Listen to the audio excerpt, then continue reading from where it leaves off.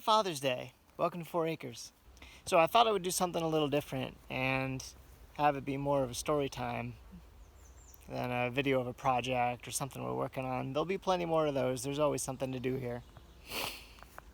But today I wanted to talk about my dad.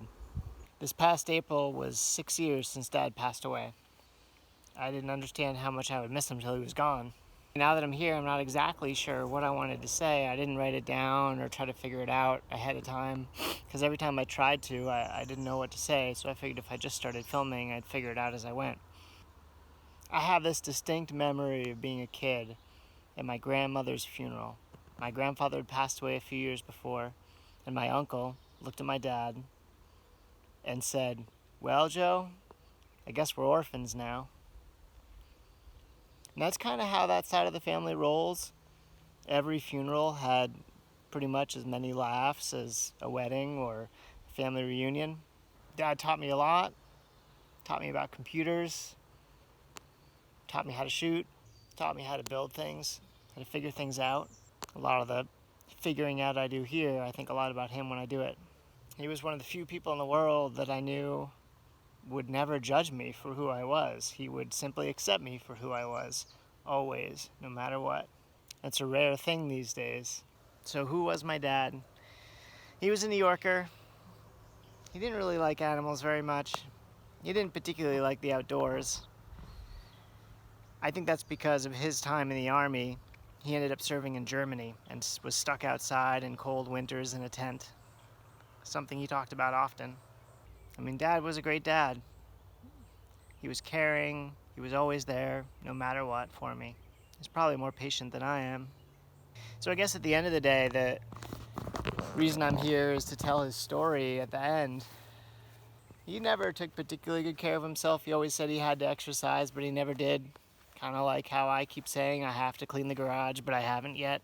He had a triple bypass in his 40s. 2 heart attacks, one at work and another on the operating table while they were doing the bypass surgery. He taught computer-based information systems at UMass Amherst.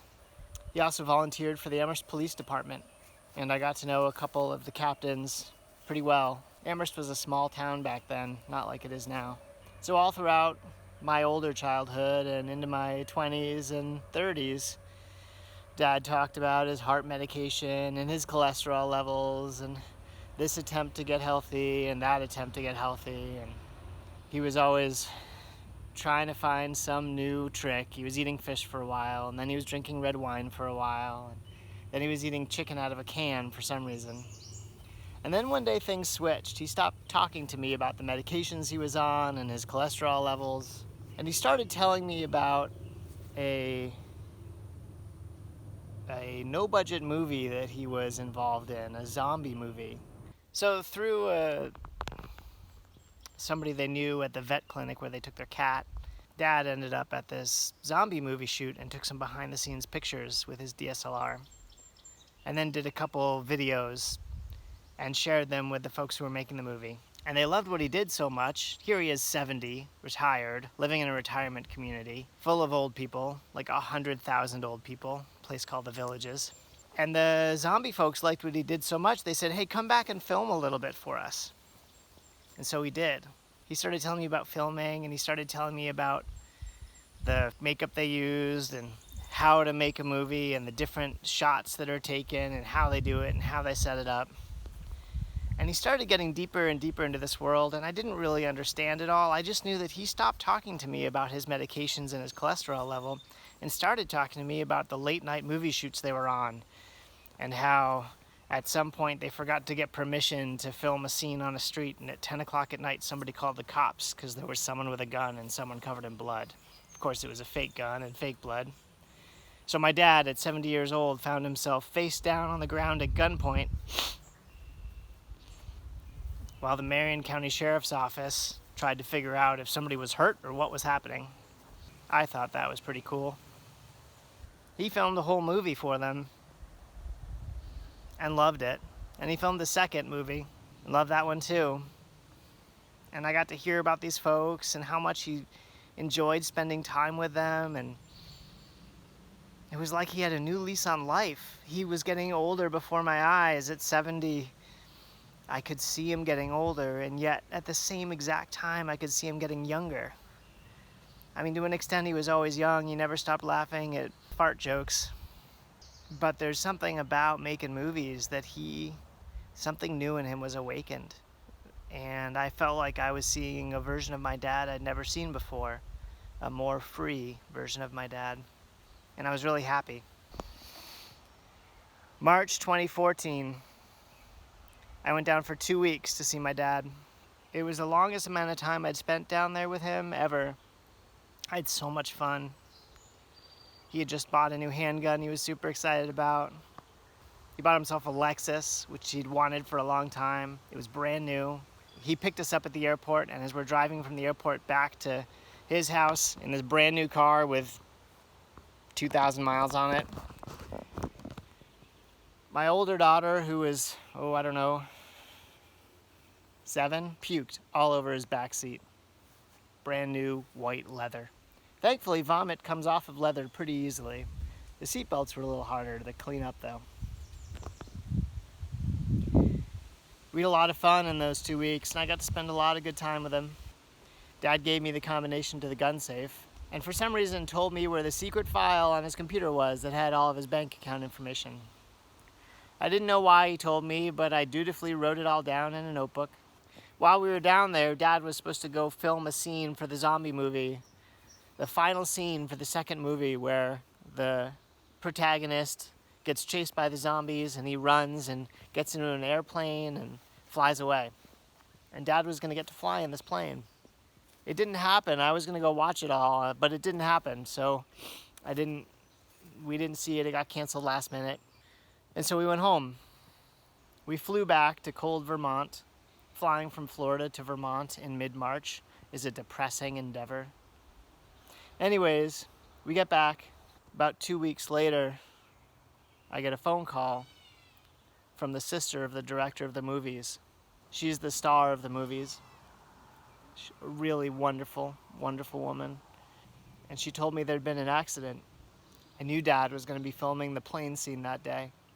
I knew at a visceral level that one thing Dad never wanted was to be stuck in a hospital. And I could tell in her voice it was serious. And I didn't know if he was dead or alive. And I remember thinking to myself, I hope he's not stuck in a hospital forever. And I asked her, is he dead? And she said yes. And there was this weird sense of relief because I didn't want him suffering. And it all just stopped. Everything stopped. Time stopped.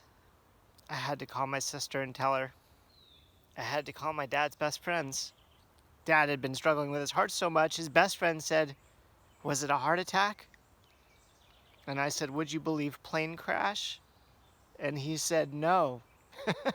And I said, tough, because it was a plane crash. Dad didn't like heights. He got seasick looking at the ocean. But in this new part of his life, he didn't want to let fear hold him back anymore. He wanted to live life. The zombie horde gave my dad a new lease on life and gave him some of the best years of his life. Actually, I could never repay them enough. I flew down. I spent 2 more weeks down there, tying up loose ends. Drove my dad's car.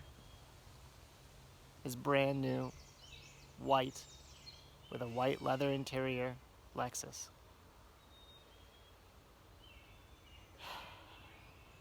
At one point, I tracked dog poop into it. Felt pretty bad about that. So I flew back down, and thankfully for me, I knew the secret password where all his bank info was.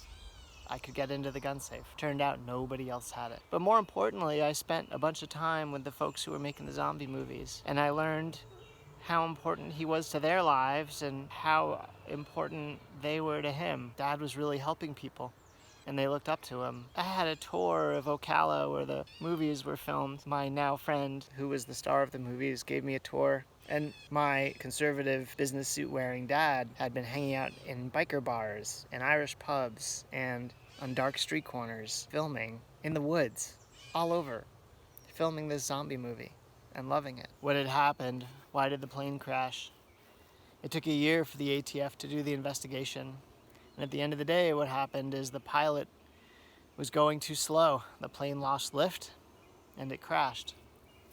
So I'm not mad, and I've never been angry, sad. I miss him terribly. And it comes at odd times.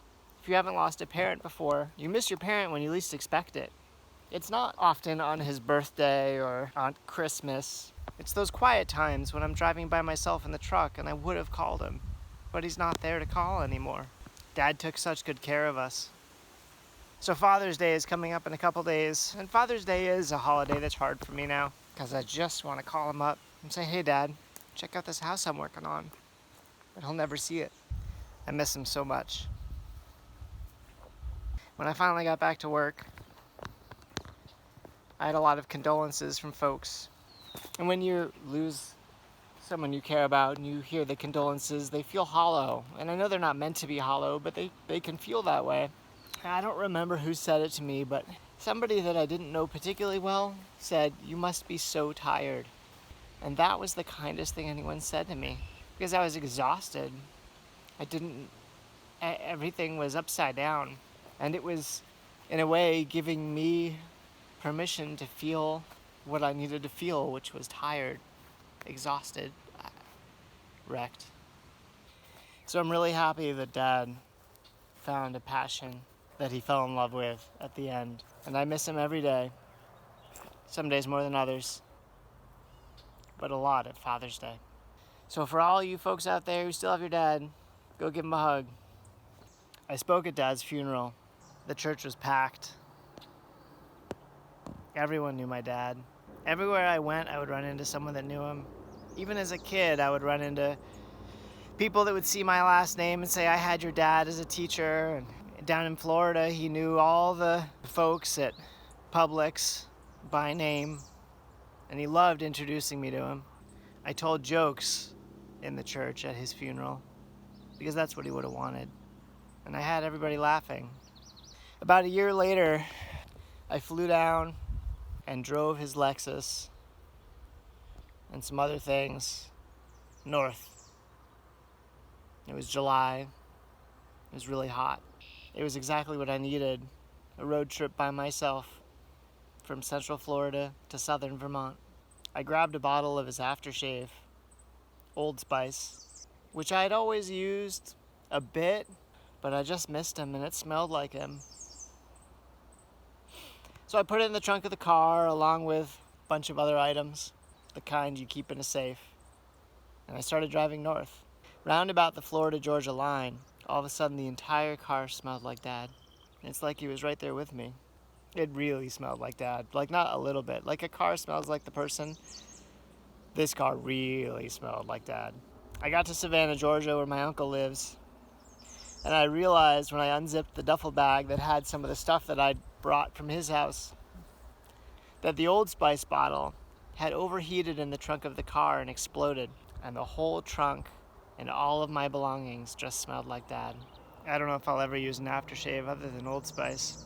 So I don't think we can always be sad. I think we need to be sad when we're sad and then learn from what we need to learn from and move on. Dad always stood up for what he believed in. And I think now more than ever, I'm settling into that same trait. So although as much as this is a sad story, in many ways I feel like this is just the story of life. With life there is death. Dad is up there looking down on me. And also, I'm half him. I don't quite know how to finish this video. Dad believed in hard work and doing what needs to be done and standing up for what you believe in. And I'd like to think I'm living up to all those things. Well, I'd like to think I'm making him proud. I know he'd be excited to see all the videos we've been posting. That was right up his alley.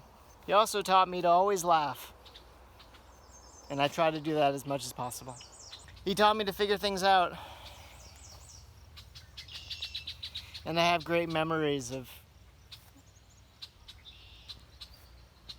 being with him. I hope I'm half as good of a dad as he was. So I'm sorry for the different kind of video today. We'll get back to projects soon. There's a lot to do. Thanks for hanging out with me for story time on 4 Acres. Thank you for watching. And I'll see you around.